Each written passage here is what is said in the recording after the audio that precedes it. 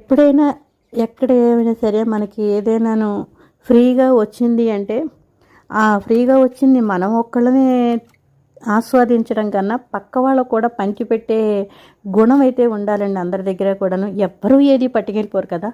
ఆ విధంగానే నేనైతే కార్తీక సోమవారం రేపు అందుకని అరటి చెట్టు అయితే కొట్టారు. అరటికాయలు అయితే మొత్తం అందరికీ స్పాన్సర్ చేశారు. కాకపోతే కొంచెం ఈ అరటి చెట్టు కొట్టినప్పుడు అరటి తోట కూడాను మనం బయట కొనుక్కుంటున్నాము.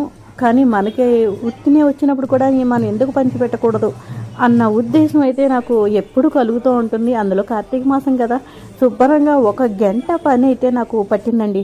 ఈ అరటి తోట అయితే మేము తింటాం. అరటి తోట తెలియదే ఉందండి, ఆవు పెట్టి కూర వండుతూ ఉంటాను కదా, అందుకని తోట అయితే మేము తినే వాళ్ళకి ఇచ్చుకున్నాను.